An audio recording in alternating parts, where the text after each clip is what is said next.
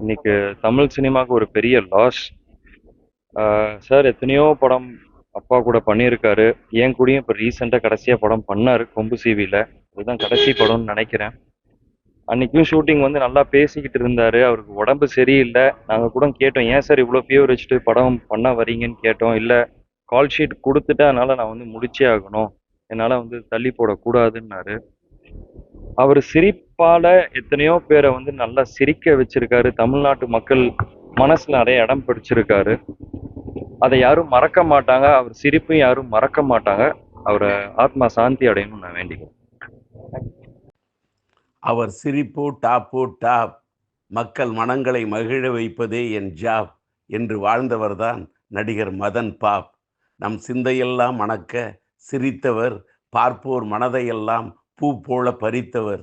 சொன்னால்தான் காதலா, காதல் அடிவதில்லை போன்ற என் படங்களில் நடித்தவர், என் இதயத்தில் நீங்காத இடம் பிடித்தவர். அன்பான நண்பர், பண்பான மனிதர், இனிமை பொங்கும் இசைக்கலைஞர், யதார்த்தமான நடிகர். எண்ணற்ற தமிழ் திரைப்படங்களில் நடித்து சின்ன திரையிலும் வண்ண திரையிலும் தனக்கென்று ஒரு தனி முத்திரை பதித்தவர். தமிழ் திரையுலகத்திலே ஒரு தனி இடம் பிடித்தவர்.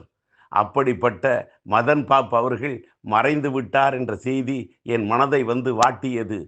அவரை வாய்விட்டு சிரிக்க வைத்தவரை நோய் வந்து ஏன் தாக்கியது? மரணம் வந்து அவரை ஏன் துரிதமாய் தூண்டில் போட்டு தூக்கியது?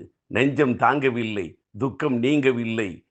அவரை இழந்து வாடக்கூடிய கலை உலகத்து ரசிக பெருமக்களுக்கும் அவரது இல்லத்தாருக்கும் என்னுடைய ஆறுதலையும் ஆழ்ந்த இரங்கலையும் தெரிவித்துக் கொள்கின்றேன்.